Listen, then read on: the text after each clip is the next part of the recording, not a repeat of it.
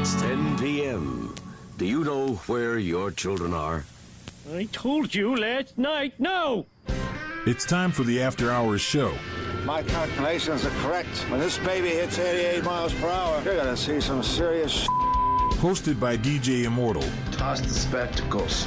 Cruise the Duke, gusset some brew. This is college, man. Right here on CKDJ 1079 on your FM dial. You're my boy, Blue! Follow DJ Immortal on Instagram at DJ Immortal Official. Good night and party on! Party on, Wayne! Party on, Gar. It's Wayne's World! Wayne's World! Party time! Excellent!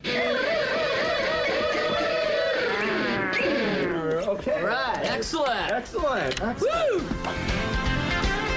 CKDJ 1079. We got a different kind of broadcast here tonight, but we are joined by San Diego, California's own. That's right. I didn't stutter. I said it right. We got San Diego, California. We got the West Coast in the building. I first and foremost want to give a shout out to the big homie, my good friend, Tre Boogie, for making this happen. We have an amazing individual. This guy has came all the way from San Diego to chat with us here at CKDJ. We got Armand King in the building. Armand, how are you doing tonight, man? How are you liking that cold? Man, I'm doing fantastic. I love the cold, man. It's not as cold as I was warned about from some of my Canadian folks. They told me it was I was gonna freeze my helmet off, but it's not that cold. I'm happy.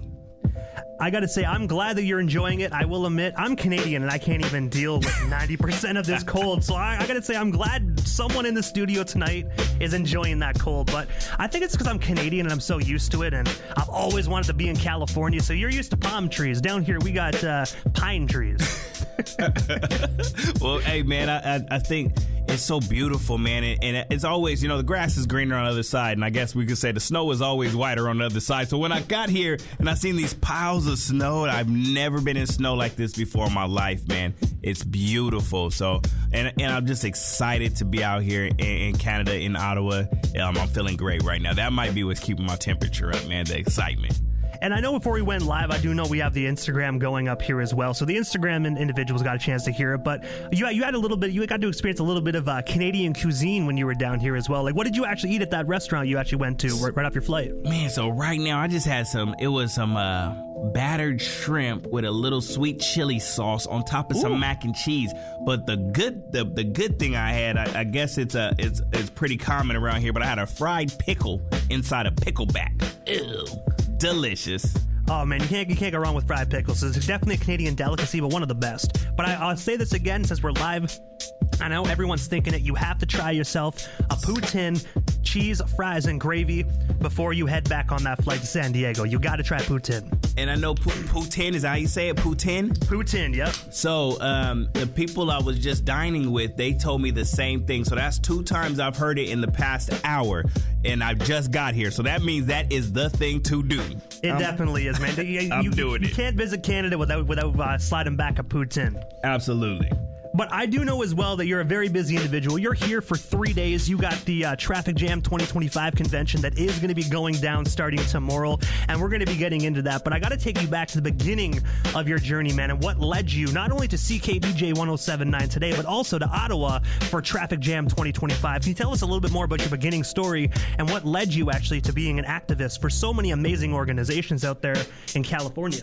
Man, honestly, so what led me into this work, I got kidnapped into it, man. I can't lie. I did not grow up or even in my adulthood say, oh, I'm about to be an activist, an activator, a youth mentor. None of that stuff. That was nowhere in my vision.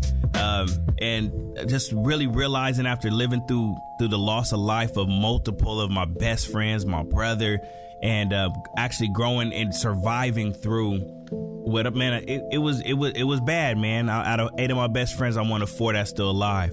So at one point realizing that I had a bunch of young homies that were following in me and my friends' footsteps when we were not living the best life, that were following in the drug sales, the pimping, the gang banging, like all these different things, man. And I knew I wanted something different for their lives. So that really jolted me into this work. Wasn't pre-planned, but it felt right, and I wanted to do it. So here I am 15 years later, and I've been brought me here to Ottawa. I've been working with Canadian groups all over, from Vancouver, currently working with a group out in Thunder Bay, in Ottawa, working with Hamilton Hub in Hamilton, Canada right now. I've been working with these groups for the past 5 years. One child, my friend Cheyenne, with one child. I've been working with these groups for 5 years and never able to come here because I have this lingering cannabis felony. And Canada doesn't let you in. You know, they're really strict. Like, you can't even have a DUI and come here from another country. So it was a process, and you know, it took this traffic jam conference reaching out to me to really want me to come here that prompted me to let me go ahead and get my TRP, temporary rehabilitation paperwork in. And so now I'm able to come here. Over the next year, I can come in 3 times. But hopefully, God willing, within 15 months, I'll have permanent reentry and I'll be able to travel back and forth. So that's the short version.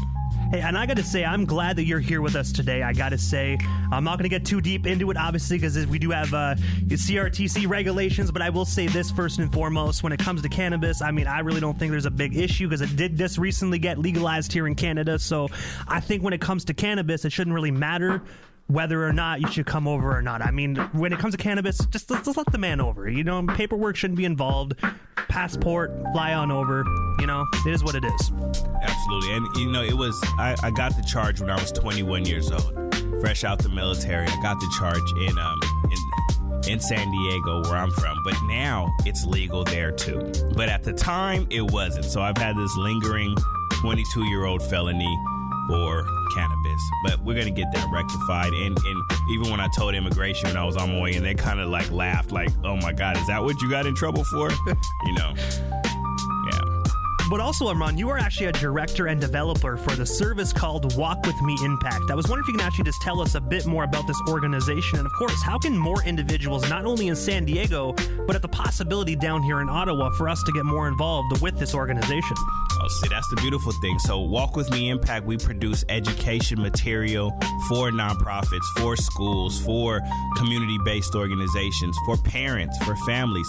So it doesn't matter where you're at in the world, you can use this. When I mentioned Hamilton Hub earlier, they actually use the Walk With Me Impact curriculum in their mentoring. They're a part of our mentor support group. So Walk With Me Impact is not sectioned off, or it's not for a specific region. Anybody anywhere in the world can use this. And what we do is we provide the material, the education material, from lived experience experts for groups to be able to help youth to prevent them from entering into toxic paths. It gives up the tools of awareness, prevention, intervention for drugs, human trafficking, gangs, and other just lifestyles we don't want kids to go, life paths we don't want the kids to go down. It's aimed at middle school, high school age kids. So Ottawa, Hamilton, Thunder Bay, and you know, I'm currently working with a group. I'll keep it under wraps right now, but we're working on creating a version of Walk With Me specifically for Canada as we speak.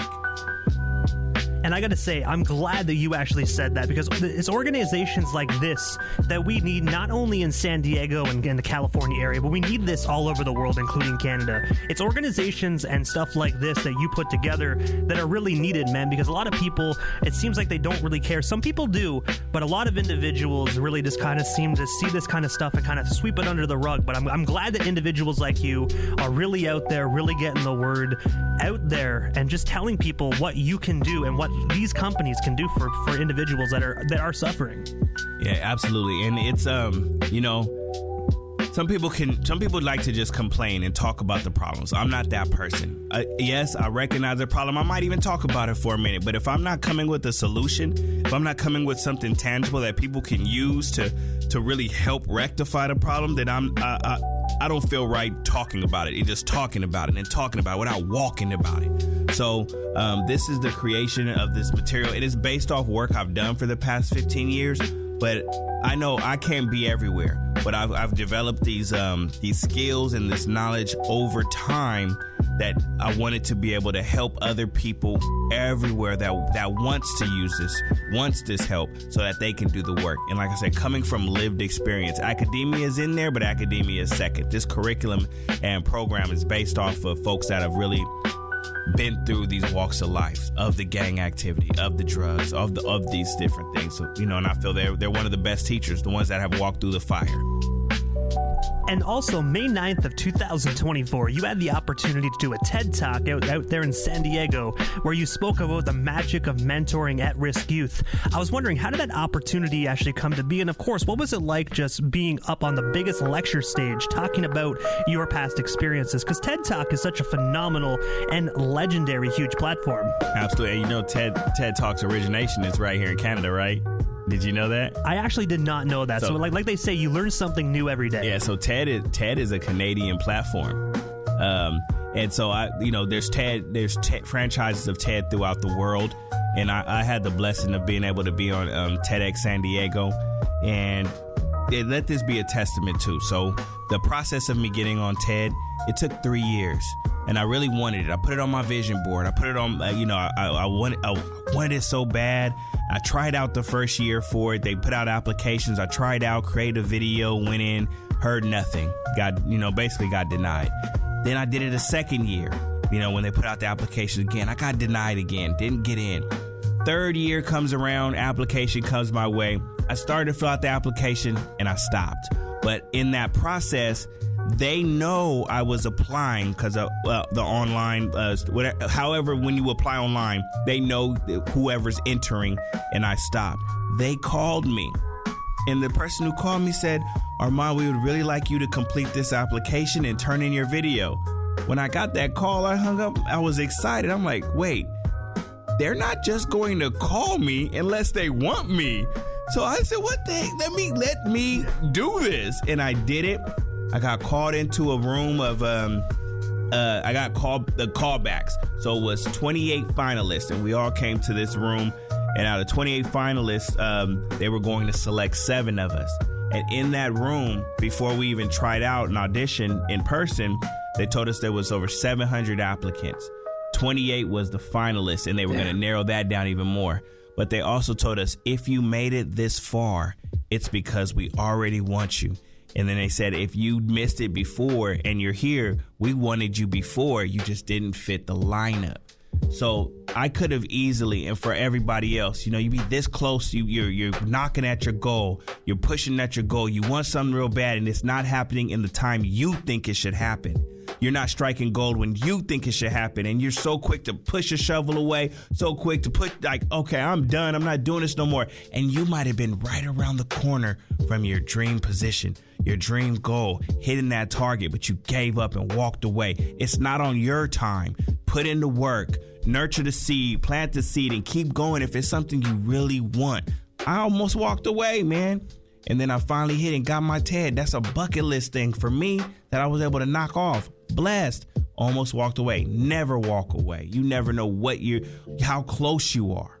Yeah. And that's some real talk, man. Never walk away, never give up. And I got to say, I watched that TED Talk, and I have to say, the amount of substance that you have in that TED Talk, the things that you say, I mean, I got shivers down my spine when you told your story, bro. And I will say this, it takes a real man to tell his story, and people can whine about their story and whine about their past life experiences, but if you could actually use your past to help others, not make the same mistakes or not go down the same path, that's a real man to me.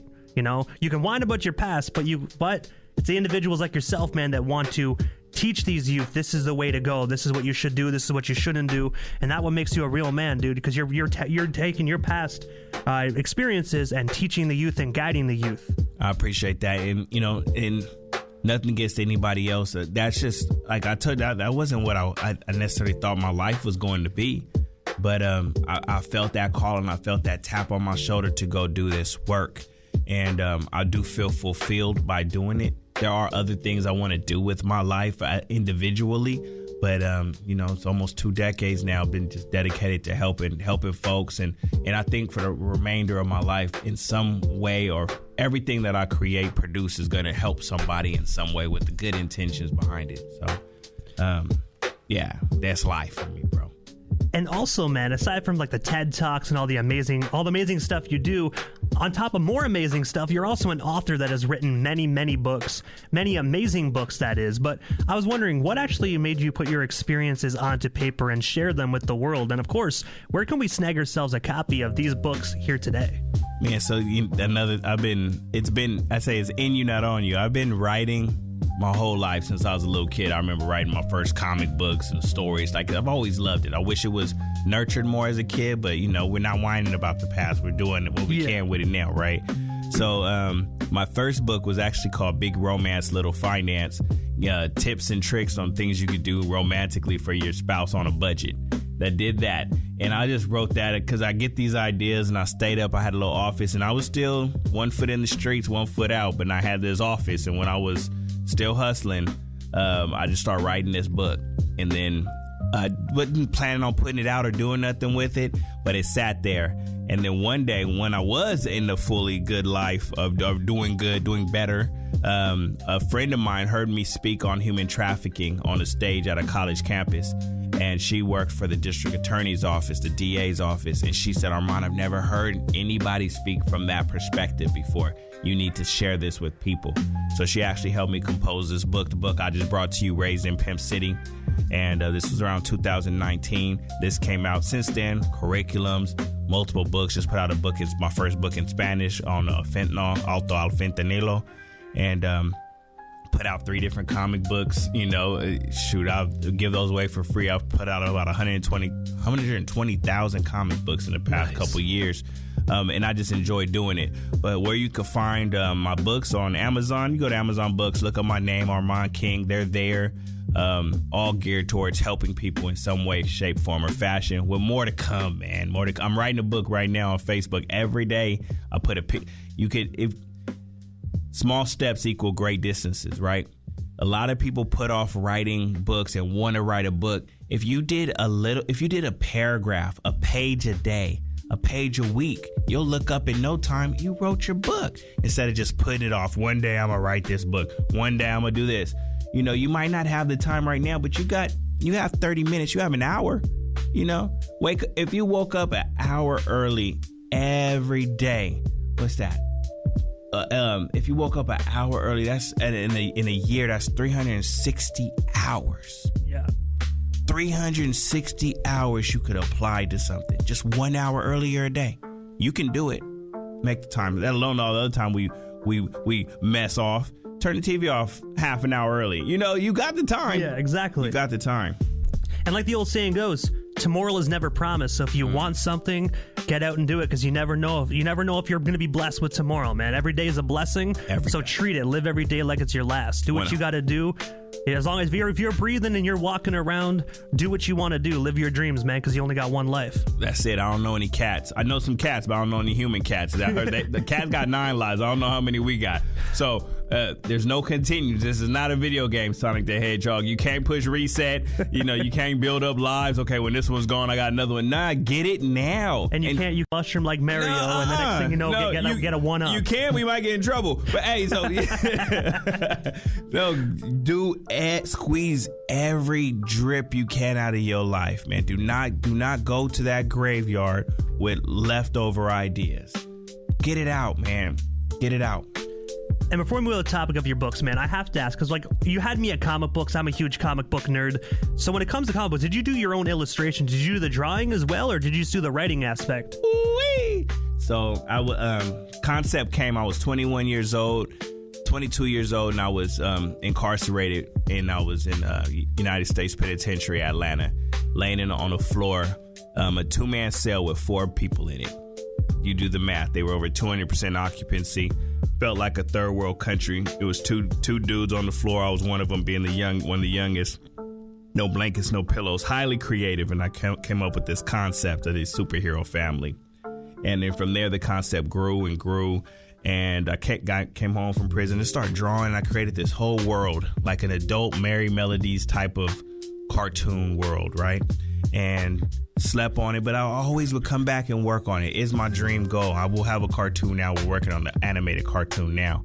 But But to answer your question, so I created the concept, create all the cartoon characters. I do draw, but I work with a team of artists all over the world now via Instagram. We have technology. There's zero technology is the great equalizer. It's killed excuses. I could reach out. I have an artist in the Netherlands. I have an artist two artists in Africa right now. One in Spain, one in Mexico, all from Instagram. Look up animators, look up cartoons. You find these folks that will create pieces for you. You supply them the characters. Boom. Now I got artists all over the world working on these comic books. And I have my main core artist, shout out Abe. You know, he's right there in my hometown, San Diego, and he works on stuff. So so it's been a collection of great artists, great minds putting these comics together. And I gotta say, man, because first and foremost, the comic sounds amazing. I love the fact that you're actually doing your own cartoon, because that right there, this day and age, you can actually put a lot of stuff together. Because most like studios, you can have them in your own house. You can have them in your back room. Like, just get some Adobe Audition, some Adobe Premiere, After Effects. You can do all this stuff on your own now. What you couldn't do back in the 90s, right? You can now do now, which is absolutely insane. All you have to do is shop it, and I think even YouTube, you can have your own YouTube channel and actually literally publish these cartoons. 100%. Like, you can have it all yourself. You don't need a motion picture movie company to drop these shows anymore. Rewind back to everything you want to do, all your dreams, desires, get it out. You can do it. There is a way. We're not even talking about Chat GPT and all the amazing things you can do with chat right now. This is the great equalizer. Utilize it. And most of these platforms and stuff to get your stuff out there, they're free. Yeah. Instagram costs nothing. TikTok costs nothing. Facebook costs nothing. LinkedIn costs nothing. It costs nothing. Nothing. Some of these apps to create animations, to create nothing. ChatGPT costs nothing. I do want to say, for the record, this is a college station, so we're not encouraging students to use ChatGPT, okay? Why not? Why not? Like, it's not going anywhere. It's like, but the key is your prompting. How it's your mind, your creativity. We're not. The cheat method doesn't work for nothing. Don't. I wish more educators did lean on it, teach with it, not try and. Well, that's what we do. We fight technology first. It's not going anywhere. People thought the kaleidoscope was going to make people crazy. People thought the tractor was gonna put farmers out of business. We fought everything. We fought the TV. We fought the radio. We fought the camera. It's demonic. It's capturing people's souls. We have fought every piece of technology. It's not going anywhere. So it's not. Don't let it replace you. But if you're really using chat, you're creating with it. You're using your mind, your imagination, your creative skills, your prompting skills. That's going to create a whole new line of jobs. If you're not teaching with it, we're setting us up for failure. The chat's not going anywhere. It's getting better, and other apps are coming. Like the witness technology said, okay, you guys don't like it, we're going to stop. Never. And we'll keep it exactly how you want it. Never. All right, schools, we're not. Then done. No, it's not going anywhere. So if we're not preparing the future to work with these things, we're setting them up for failure. I think the only technology that I'm kind of scared of is these robots, man. I've seen robots. I saw a video of these robots. They're coming. Man, that's what I mean. They're coming. Like Skynet, I watched too much Terminator growing up, man. Like, hell no. It's coming. Heck no. It's coming. And if you look now, if I turn on Netflix one more time and see another AI human taking over the house, there's 5 of these movies out right now. It's coming. So let's hurry up and get it in, because I don't know what 2045 is looking like. AI is crazy right now. They already have the Android. Look, the robots are coming. Actually, they're actually here. I actually saw a video, and a legit video, and I guess it's real. And I couldn't even believe it. I saw it right before we started this interview, a few hours before. It's an actual military robot that was created by the military, but it was DJing at a show. And I was just like, now they're putting the DJs out of business. It's people coming. Like me, man. They had AI Tupac. They had the Tupac hologram. Look, it's coming. The robots, they're here. You just mentioned a Skynet and Terminator. Yeah. They were giving examples of it in the first Terminator came out in the late 80s. Yeah, I think 84 it was. This is not a game. You remember they were joking about this Surrey mother robot that ended up controlling everything. We've been watching this for decades. It's not new, but we're actually here now. My ChatGPT talks to me like it's my best friend. Like, it responds to me. Like, it knows what I want. This is what they give us. Imagine the the technology that hasn't been released yet. Oh, robots, you're gone. Your DJ job, it's a whole robot of you. But you can never. I don't know about the never. I was about to say you can never take the human side of it. But they are getting really good. Oh yeah, really good. Mid-Journey, like, I'm making pictures. You like, who is that? Like a real person? Nah, in seconds.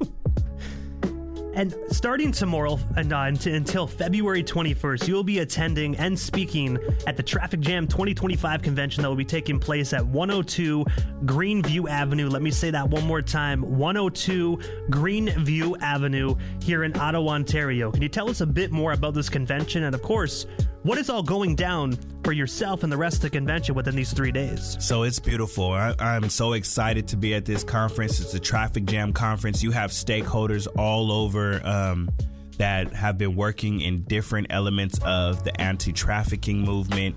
It's a big concentration on boys, men, indigenous, LGBTQ communities, and just marginalized communities that haven't really been at the table for these conversations.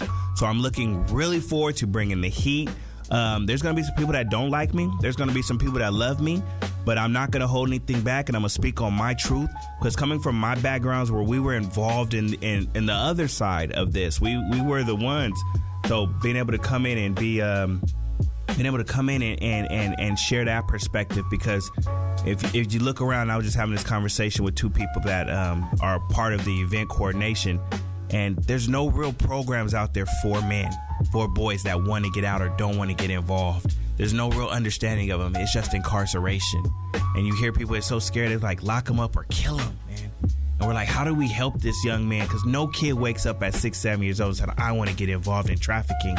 It doesn't happen.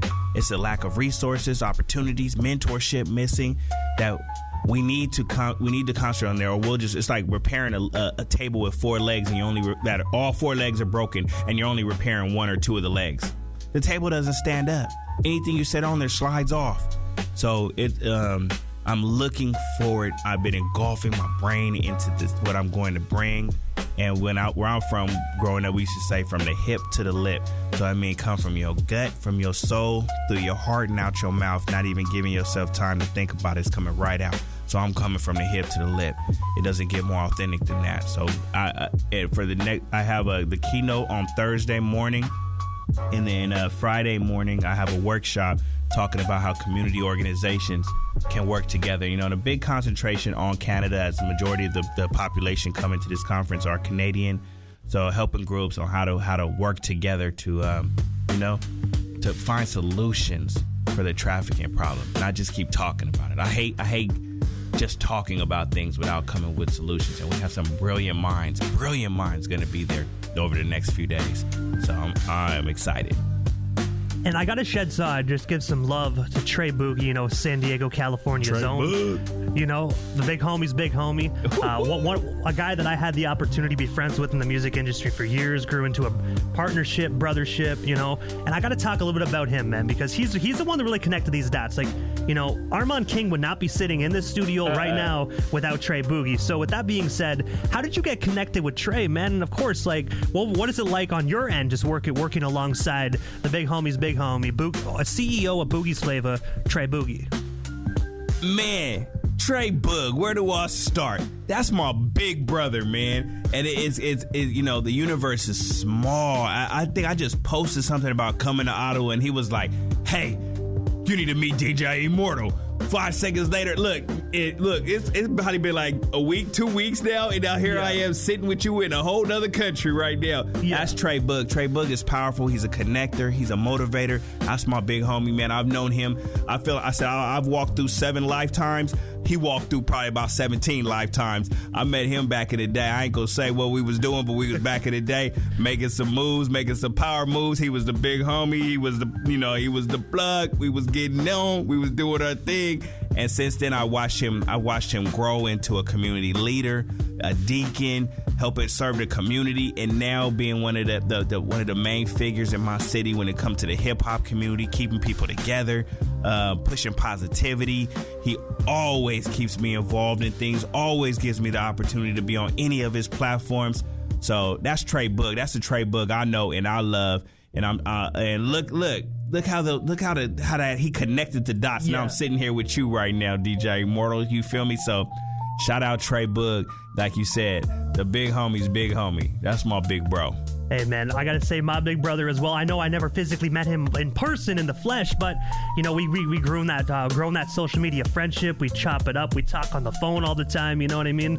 And I was telling you before we went live, before I even got to college and I got on CKDJ and started doing my own shows here at the college, I had my own radio station called 97.7 Outlaw Radio FM. And he was actually the very first sponsor that actually sponsored my station. Like I was doing relatively okay, but I had very minimal equipment. I had just enough to kind of get me through to make it sound relatively good. But then he's like, "Yo, man, how much?" And I was like, "What do you mean how much?" He's like, "You know, you showed me love. I want to sponsor you." And I'm like, "I don't know, like $50." He goes, "Man." And he said a couple words that I probably can't say because, you know, at the radio. And I was like, okay, well, name a price. He's like, how about this? Like, boom, boom, boom. And I was like, whoa. He goes, but you have to buy studio equipment. And I was like, all right. So I bought this big, nice soundboard that I still have today.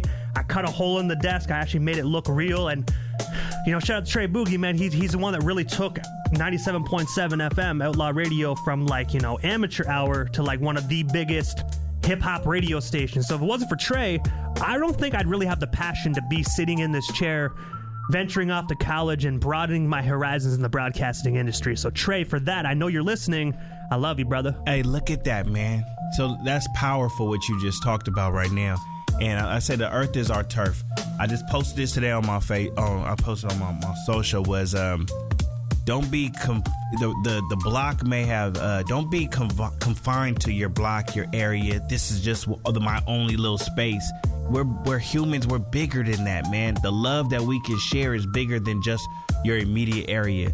You know, the avenue might have raised you, but don't let it enslave you. You know, Tre Boogie, he never even met you, and you guys still have not met in person. But the love that he shared with you, you guys have connected, man. That's true humanity right there, and that's amazing. That's a beautiful thing, bro. That help. He's not reaping no big benefits off of this or nothing. He wanted to see you empowered. Y'all had this connection. He did what he had to do, and bam! You already know. Yeah. That is amazing. That is a testament to what we could do as a humankind, man. Human beings put together, bro. That's amazing. I'm glad to hear that story, bro. And that's why I'm forever thankful. That's why whenever I get a chance to big up Tre and give him a shout out, I try my best to do it whenever I get a chance. You know, some people say it's repetitive. I say it's love. You dig. It's repetitive love, but it's love. Come on. Love should be repetitive, right? That is true. It ain't a one-time sport. That is true. Hey, don't love me on Monday and not Tuesday, Wednesday, Thursday. Hey, repeat your love. Hey, if anything's to be repetitive, make that love repetitive, please. And one of the last questions I got for you here tonight, as CKDJ 107.9 is a college-based radio station, that means there's a lot of younger individuals listening from 17 to mid-20s, or you could be one of the OG college students like me that didn't join college till I was in my 30s, but it is what it is. College is college. That is listening to this broadcast currently. What is a great message and advice you could give this younger generation that is listening to CKDJ 107.9, the After Hours show here tonight? Well, keeping it PG-13, because my first thing, I was really about to go all in real quick, and I'm not going to do that right now. But let me tell you, don't allow anybody to put pressures on you to have to do or be what they want you to be. Don't let anybody tell you what you can't do because of you're not this or you don't have that. You can do anything and everything you put your mind to. And I tell you, don't let money be the goal. Make your passion, your happiness be your goal. The money will follow. Pursue whatever it is you really love doing, and don't give a what anybody has to say about what you love doing. If you love collecting Smurf dolls, collect Smurf dolls, do it the best you, and go hard at doing it, the money will follow you and your Smurf collecting business. There's a bunch of people out there that are millionaires that are unhappy, suicidal, mental health problems. Don't follow what people want you to do. Do what you want to do. regardless. And you don't feel like you have, you said those age ranges, 17, 18, 19, 20. Don't feel like you have to have it figured out right now. You got time. You really, really do. I am 43, and I'm still young, still trapped, still going. You got time. Don't feel the pressure if you have to have it all figured out right now. Trust me, the people that's putting that pressure on you to have it all figured out, your mom, your dad, they don't have it figured out either. I promise they don't. You know what? I thought when I was getting pressure when I was 17, 18 that, to get it all figured out. I'm sitting here at 30 and I'm sitting here in college and I think I just got it figured out. I think I do because I'm sitting here. But I mean, I could do radio for another 5 years and be like, you know what? Meh. You can. I want to do something else, but that's what I mean, right? But I think I found my calling. I think I love doing this radio thing. I've been doing it for about 7 years now. So, I mean, why stop now? You know what I mean? Hey, keep going. If you're happy, that's the key. Are you happy? Oh, hell yeah. Right?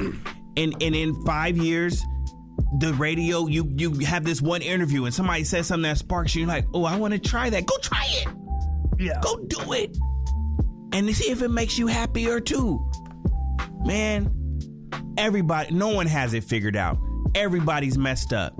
Don't take anything personal. You do what makes you happy. Like what we say earlier, ain't none of us cats. You got one life. YOLO. What you doing with that life, though? And make sure you're happy every single second of it because tonight ain't promised. And that's real talk. Let that marinate, CKDJ 1079. But Armand King, thank you so much, man, for actually sliding through the studio. I know you were on a long flight. I saw that you went from San Diego to Washington. I don't know where after Washington, but you bounced around the States a little bit before you hit Canada, bro. So thank you for just taking the time out of your evening and sliding by the CKDJ 1079 studios tonight. It was a pleasure. Thank you for having me. Truly humbled. And also, ladies and gentlemen, you can catch Armand King, like we talked about, at Traffic Jam 2025, 3 days straight from tomorrow until February 21st. So we taking place at 102 Greenview Avenue. One more time, 102 Greenview Avenue here in Ottawa. Make sure you snag them tickets. Look up Traffic Jam 2025. Maybe you can go out, shake Armand's hand. You know what I mean? Just come on out for a great event and support what these amazing individuals are doing, because stuff like this needs to not be just talked about, but also handled and dealt with in our community.